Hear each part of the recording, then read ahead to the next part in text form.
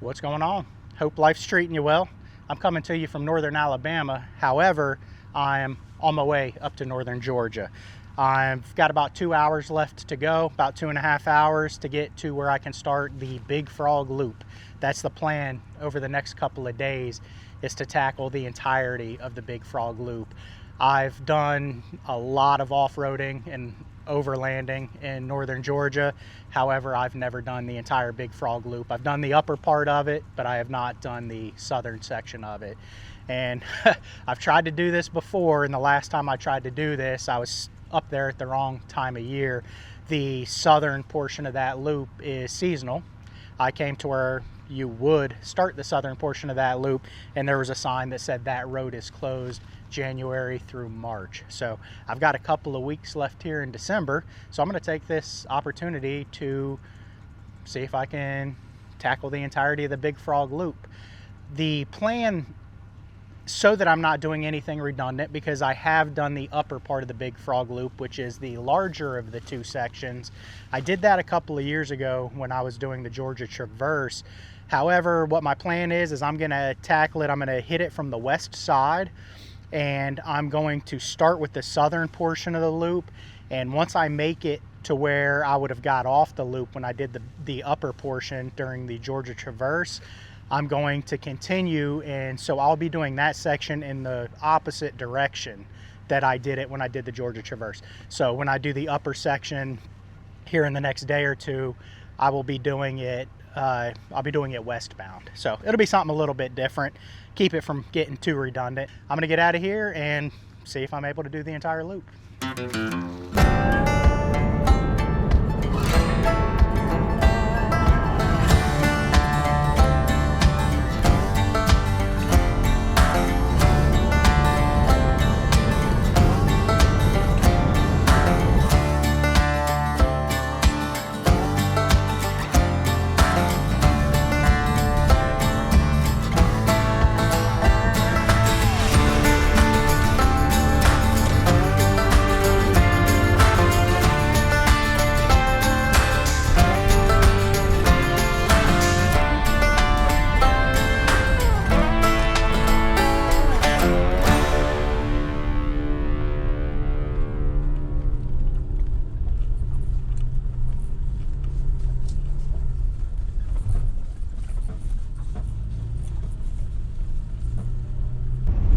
I just stopped into the Hickey Gap camping area and had a little bit of lunch, so I'm not far at all from where the Big Frog Loop gets started here on the western side of it. So really hoping that this southern portion of it, the road that leads me down to Lake Conasauga, is open. Coming up on it right now.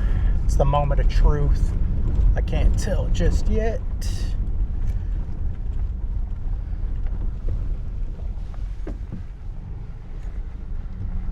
It's open. Awesome.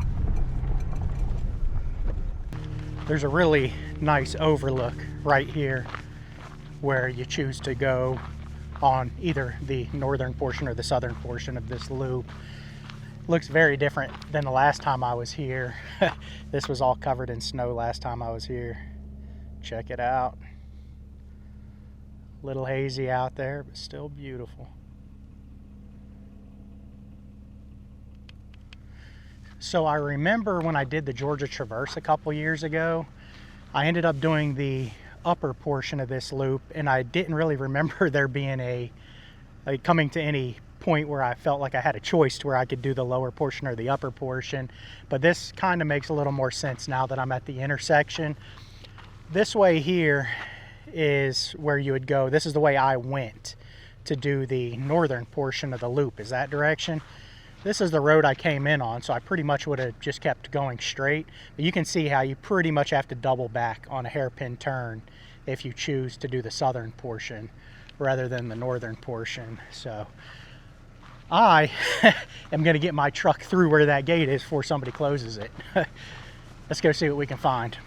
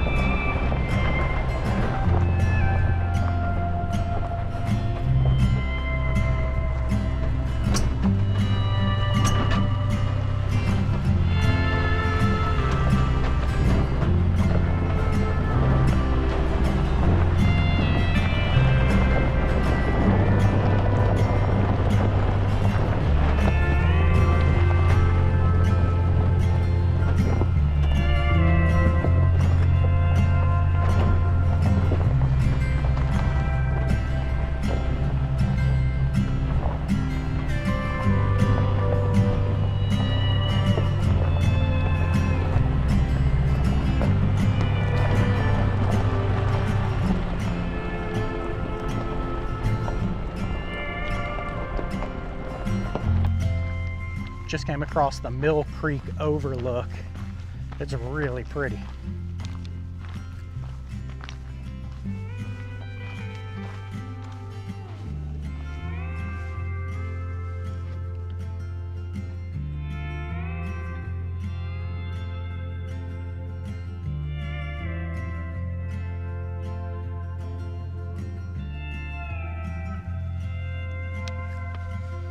I don't think I'm far at all from Lake Conasauga, so I'm gonna keep pushing and check that out.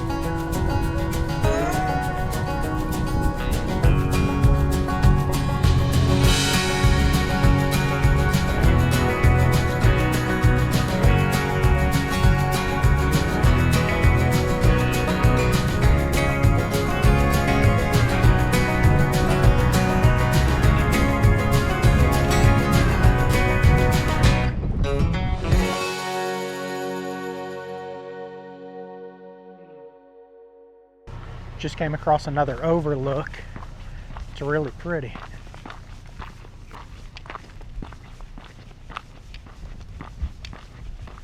This is the Mountain Town overlook. Cool little platform here.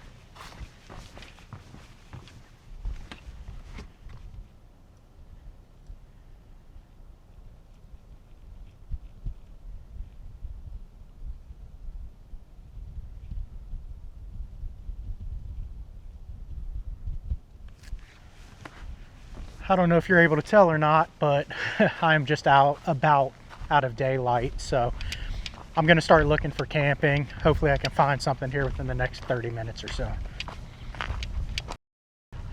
I just found a really nice campsite not far at all past that overlook I was just at. Check it out. Plenty of flat space, and with no leaves on the trees, pretty awesome view. It's probably going to get pretty cold up here tonight because I'm kind of up here exposed pretty much at the summit of this mountain, but I'd imagine it's going to get pretty cold anywhere I park it. So I'm going to get camp set up because I'm pretty much out of daylight. All right, recap of day one. It was a very short day on the trail. I didn't get out to this area until probably about 2 p.m. local time, and the sun sets rather early this time of year. It's the middle of December. So I only am probably somewhere between 10 and 15 miles in total on the Big Frog Loop. And from what I understand, the entire route is something like 90 miles. It might be a little more, it might be a little less. Something in the neighborhood of 90 miles. So again, I'm only 10, 15 miles in at this point. So as you saw, the southern portion was open, which was awesome. It's been really pretty. Everything so far has just been relatively well maintained Forest Service roads. I did go down to Lake Conasauga. I'm probably pronouncing that wrong. I know that I'm pronouncing Cohutta wrong too when I talk about the Cohutta Wilderness, but the Native American is not my native tongue. Profanity is. I'm actually trying to get better about that. But either way, Lake Conasauga was really pretty. I did film quite a bit down there, but rookie mistake, I forgot to turn my mic on, so there was no audio. So we'll talk about it now.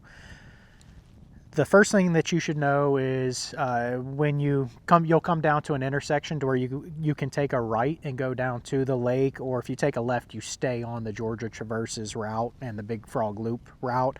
I took a right to go down, check the lake out. The first thing you come to is the Lake Conasauga campground, and the road going down to it is closed. So that campground is closed. Surely it's seasonal. They probably close it in, like, I don't know, September or October, something like that. But that road was closed, but I wanted to at least see if I could get down to the lake and check it out. So I kept going. The next road I came to was a road that takes you down to it's like a day use or picnic area, and that road was closed. So I was getting a little nervous, but I kept going. There was a sign that said boat ramp, so I figured I'll just follow the boat ramp signs, because obviously that's going to take me down to water. And if you follow those signs, you can actually get all the way down to the lake, which is pretty cool that you can still get down to the lake. Now it's a very small boat ramp. Like, you can launch the small John boat. It's probably more designed for canoes and kayaks and stuff like that. But nevertheless, it's there. It's pretty sweet that they have that. And there is a little trail. When I was standing at the boat ramp, I noticed a little dock off to my left, and I thought that might have been only accessible by going down one of those roads that's closed, but it wasn't. There was actually a little trail that I was able to walk right down to that dock and got a much better view of the lake down there from that dock. And on that dock, if you look straight across the lake, there's like a platform, like a swimming platform, and some buoys out there. I'm assuming that's the day use area, or it might even be down at the campground. I don't know. But down at that boat ramp, if you go opposite of the direction that I went, if you're looking at the lake, if you're staring at the boat ramp, looking at the water, I took a left to go down to the dock. If you take a right, there's a good chance you can probably walk all the way down to that. I don't know that for sure because I didn't walk all the way down that way. I had already gotten a pretty good view of the lake. So either way, there's a cool trail that hugs the lake, and you can probably get some better views if you go that way. So you can still access the lake this time of year. It's just the road that goes down to the camping area and the road that goes down to the picnic area, those are closed. So you can't just park right down in those areas. You have to kind of go down. There is a little area just up the hill from the boat ramp that you can park and walk down. And if you're willing to walk, it is a really pretty walk. So I left the lake, and I remember seeing a sign on the way in for an overflow campground. And so I wanted to check that out and see if it was open, to see if it happens to be open this time of year. So I drove to it, and it turns out that it was. There's probably a half dozen or so tent pads down there. It's a really nice area. I mean, it's not on the lake or anything, but there are several tent pads. It's a really well-maintained area. There was a Forest Service pit toilet down there, and I checked and it was unlocked, and there was nothing saying on the information board that it was closed. The camping area was closed, and believe it or not, it was a fee station right there. Now, if I've learned one thing over the last year here in the national forests, I've learned that most of these camping areas have switched over to you have to call and make a reservation, or go to, I think it's recreation.gov, and make a reservation and do it that way, where it used to be old school. You just put your cash in an envelope and you took part of the envelope that had a matching number, and surely you've done that before.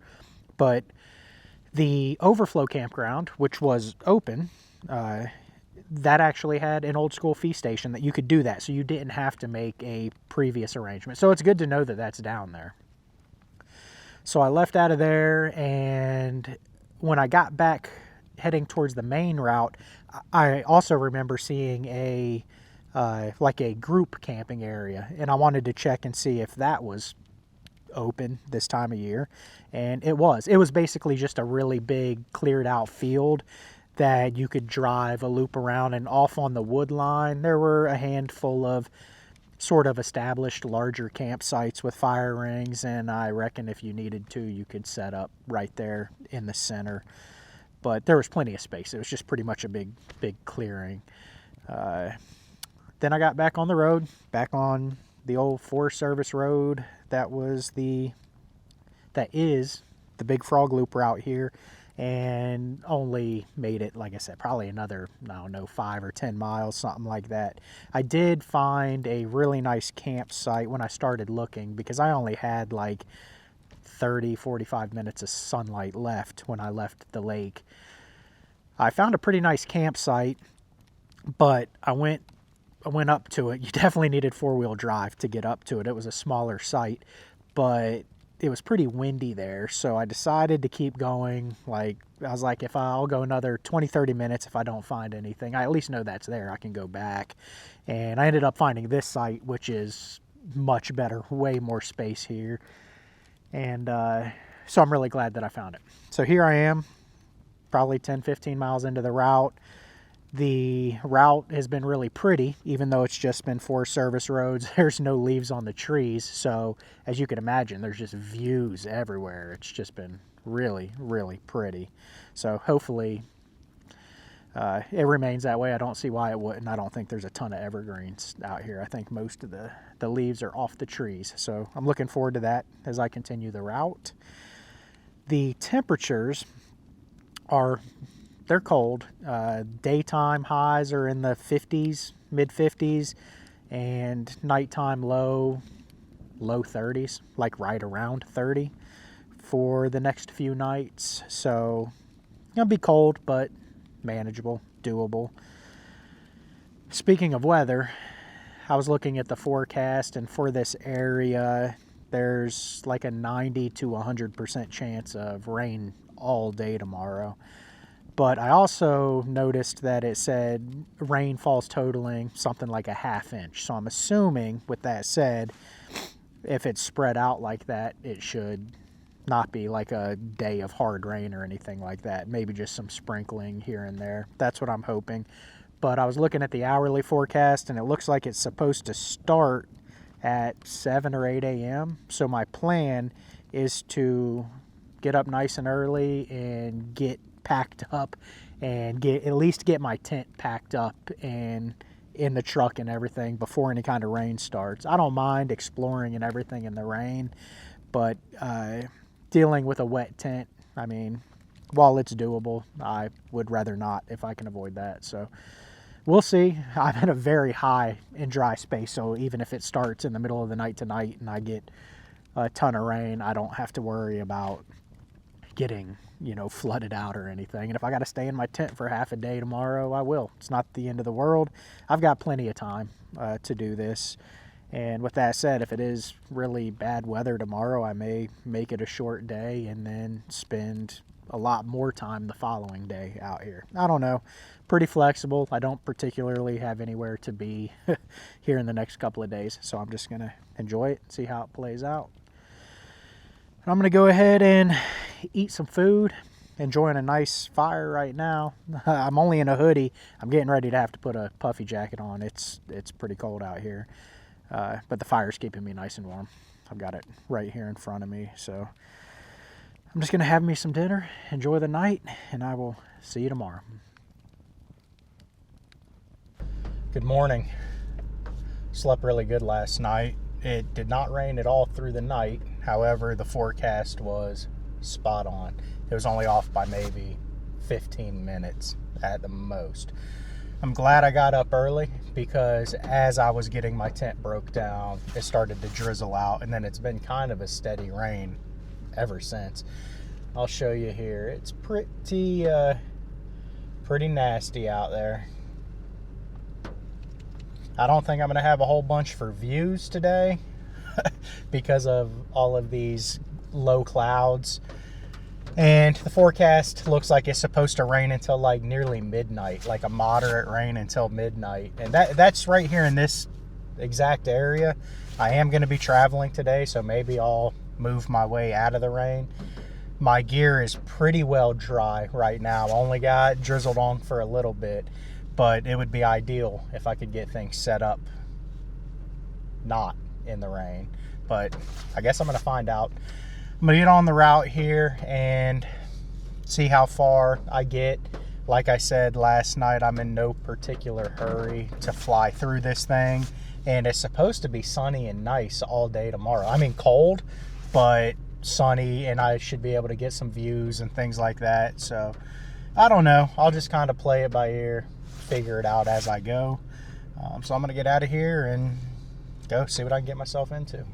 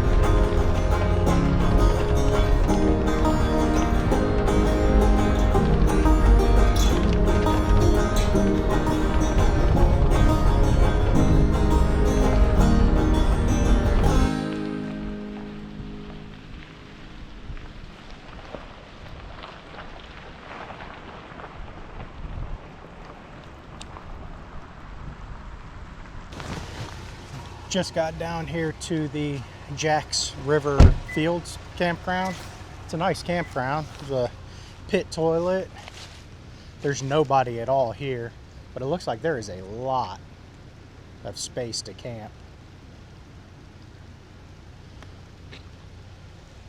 Apparently there's some equestrian type stuff here as well. There's a horse camp, horse trailer parking, and hitching rails up that way. A lot of nice little camping areas. I'm gonna check this fee station and see if it is still one of the iron guards. I think it is. Yep. It is nice to know that this still exists, that you can roll up to a campsite without having a previous reservation. So it was $8 a night at the Lake Conasauga overflow camping area. Here it's $5 a night. So this is a good option, and I believe, I don't know if this is it for Gates, but I believe you can probably get to this one year round. I don't know that for sure, but there was a gate right before I got here on the southern part of this Big Frog Loop, and I think that gate is the gate that they close seasonally January through March. So this is a really good option. I can hear water. I'm gonna walk down here. I think there might be a creek or something. Every time the wind blows, I don't know if you've ever had this experience, but I hear the wind coming across the top of trees. I feel like it's another vehicle, and I have not seen another vehicle all day. Yesterday, the only vehicle I saw was a little Honda Civic, and they were either starting or wrapping up a hike at a trailhead. But other than that, I've not seen another soul. But I keep hearing the wind come across the top of these trees, and it sounds like a vehicle on gravel. Yeah, there's a little creek down here.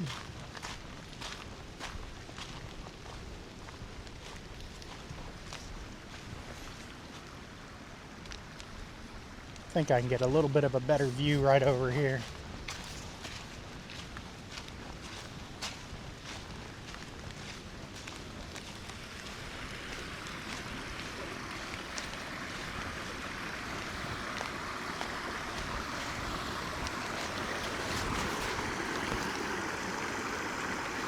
Yeah, this is really pretty down here.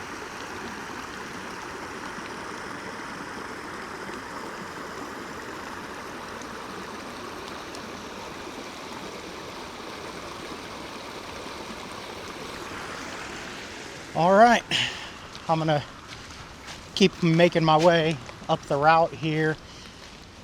It's starting to get more visibility. I'm starting to have more visibility as I drop in elevation. I'm kind of getting up out of the clouds, so that's pretty nice. So I'm gonna get back in the truck. It's starting to rain again. This rain's just been on and off all morning, and continue on the route.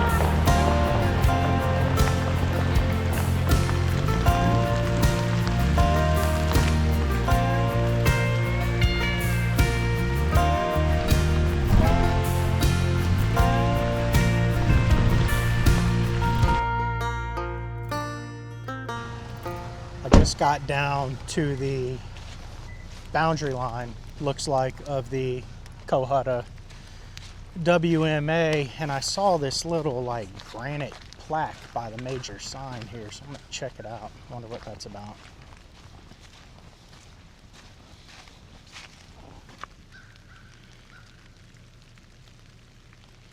Oh, nothing too spectacular. That's kind of an odd use of granite, but is what it is. Looks like right here maybe a cemetery or like a little picnic area. I'm gonna hop in the truck and drive up there and we'll check it out. This is a cemetery. It's the Dyer Mountain Cemetery. I'm not gonna drive any farther in, just out of respect. No real reason for me to. It's starting to rain pretty good here. So I'm gonna hang out under this overhang. Check it out. You can actually have services in here. This is pretty cool.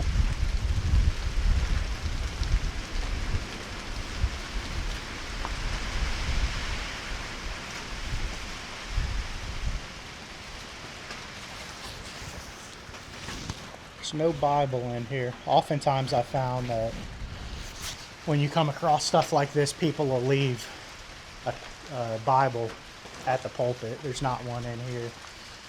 But this is actually really cool. I'm gonna go, as soon as the rain lightens up a little bit, check some of these headstones out, see if there's any age to them.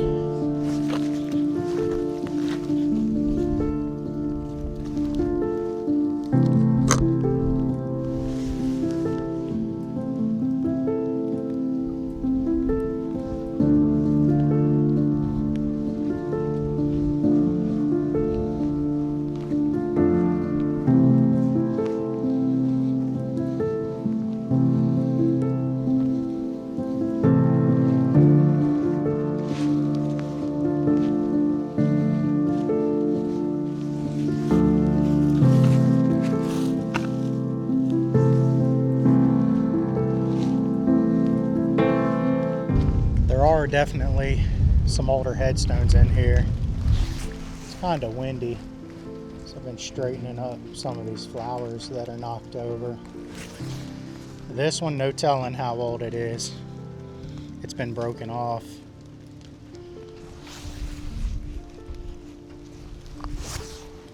This is a more recent one, 1954 through 2000. Right behind it, 1933.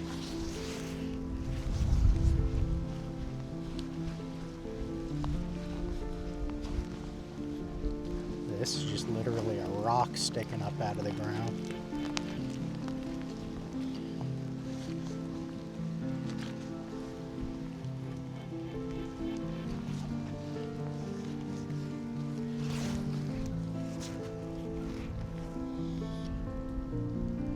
Died in 1938, born in 1857. It's a good lifespan for back then. Broken headstone.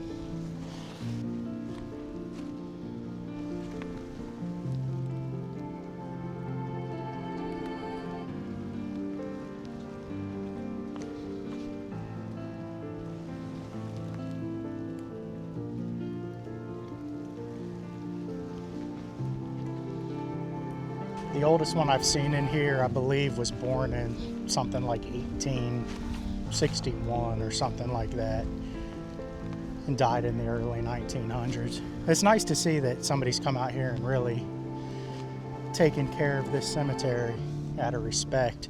I'm assuming this is all the Dyer family. Must have been a sizable family in this area. I'm gonna check out the other side of the cemetery here. I've been fixing these flowers. It's been kind of windy. Check out the other side, see if there's anything older over here.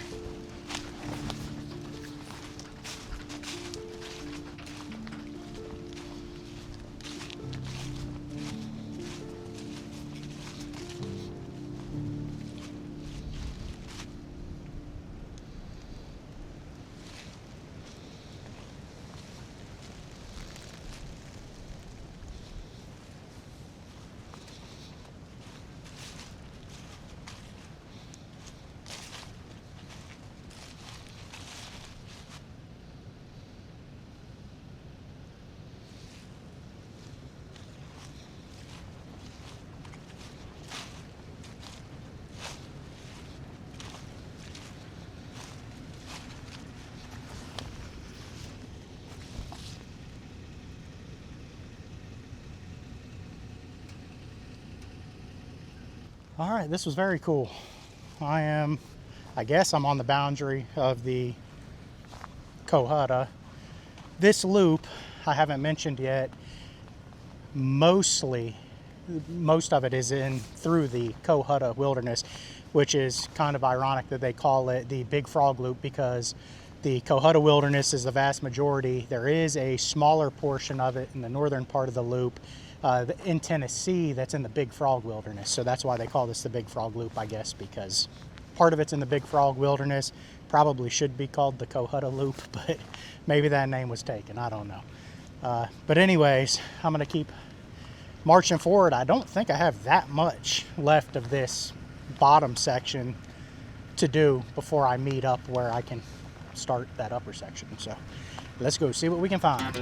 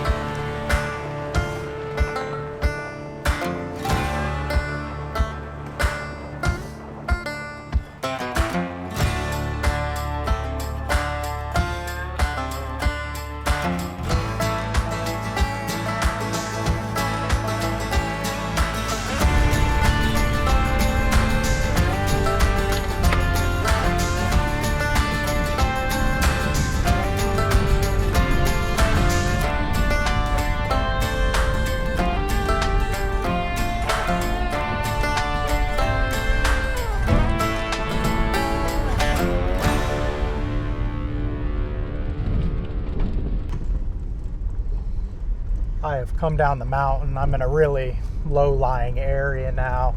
I'm following a really pretty creek. It's incredibly green down here following the creek. Lots of rhododendron or mountain laurel. I don't know what it is. I don't know the difference between the two. But either way, really pretty down here. Still have yet to see another soul today. I'm certainly not complaining about that. And the rain is pretty much lifted. That would be awesome if it just stayed like this for the rest of the day. It's like just really a mist. I can certainly deal with that. And in these lower areas, like I said a little bit earlier, I'm able to see a lot more. I'm not like up in the clouds, but it's been really pretty so far.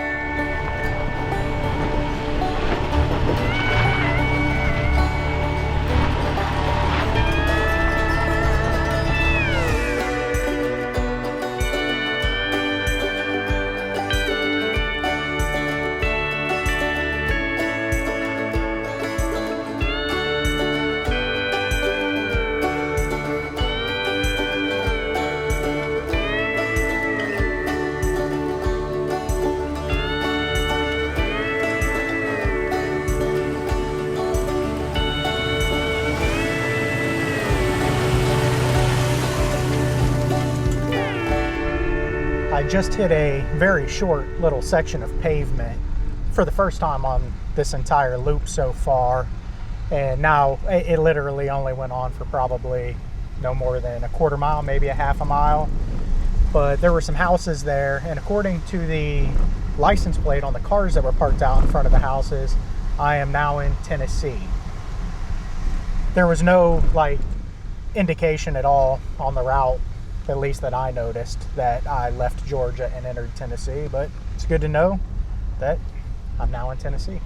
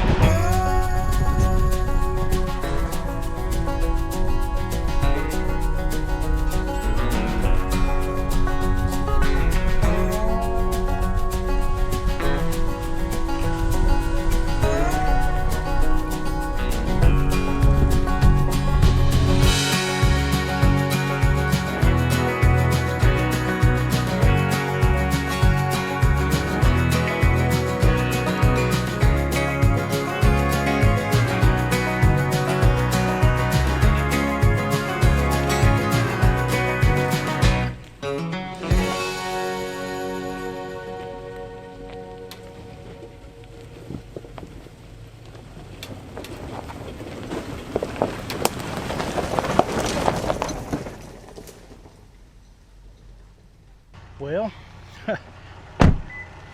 what I was not expecting was this. This was not closed the last time I came through here. Looks like this tree must be a big part of the reason why it's closed. They haven't gotten it out of the way. There's the route that I planned on taking.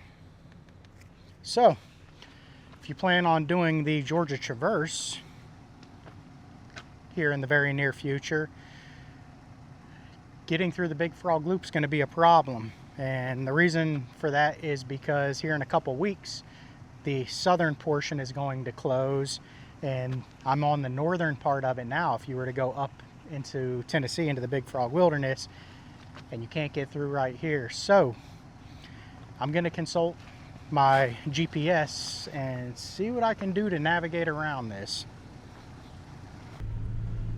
Well, the bad news is it doesn't look like there is any kind of really quick way around that at all. I was looking at Gaia, and I looked at Onyx as well, and I ran into a couple of guys in a 4Runner heading the opposite direction that they already knew that closure was down there.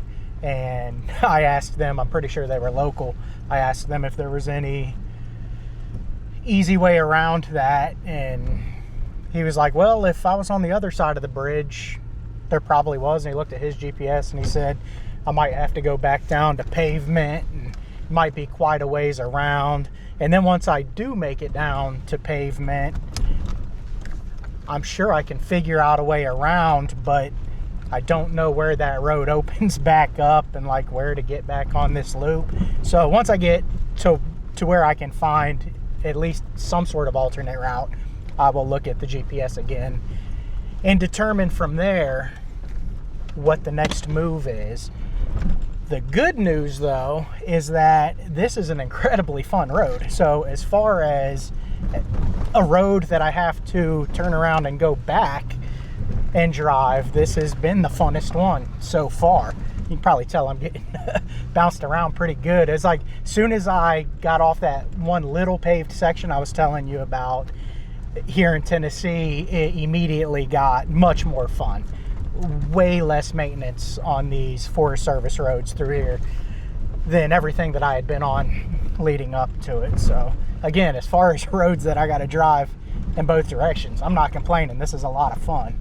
So really wasn't expecting that road closure, obviously. However, there's nothing I can do about it. So, and I'm assuming that there's got to be more than just that big downfall in the road for them to close that off. Maybe there's a bridge out or something, because it seems like it was more work for them to bring the barricades and all that out than it would have been just to clear that deadfall. So maybe there's a bunch more deadfall, or again, like I said, maybe a bridge out.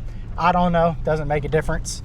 Can't get through there. So I'm going to make my way to the next intersection that has an open road and kind of figure out my next move from there.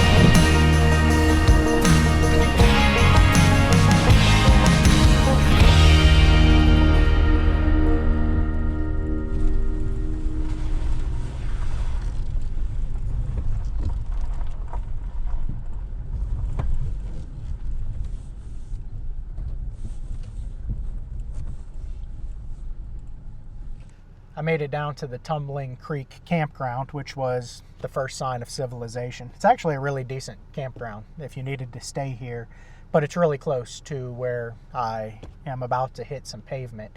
And I stopped to look at my GPS, and unfortunately, there's no real good way that I can see to get around that closure. There just isn't. I've checked Onyx, Gaia, Google Maps. I've looked at it all, and it looks like the Big Frog Loop is pretty much it for open roads in this area. I mean, it makes sense. There's a lot of WMA and wilderness area and all that, so there's not a whole bunch of open roads through here.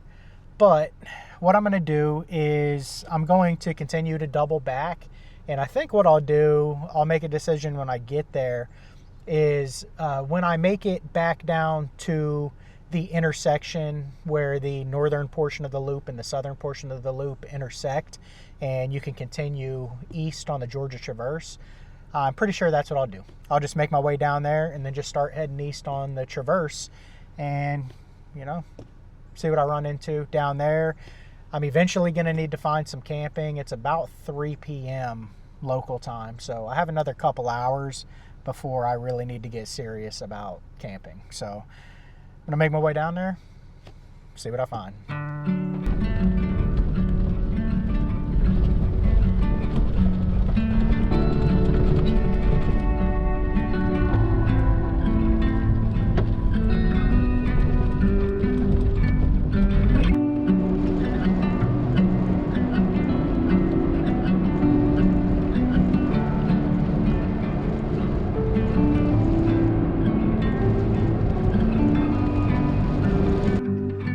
Came down to the Georgia Traverse there where that Big Frog Loop meets it, like I said I was going to, and started heading east, and was quickly reminded that that's where the Georgia Traverse starts. A pretty decent little section of pavement.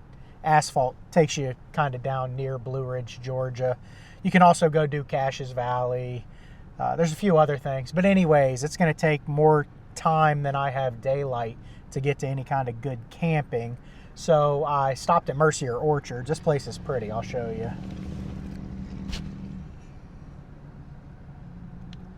Stopped here to get I bought some fresh pressed apple cider and some apples and some gifts for people for Christmas and that kind of thing. And started looking at the GPS, and my initial plan was I was just going to get a hotel here in Blue Ridge for the night, but then I got to thinking about it, and with that section of the Big Frog Loop, you know, with that closure where it was, I mean, for tomorrow I could continue to go east on the Georgia Traverse, which would be cool, but it's something I've already done.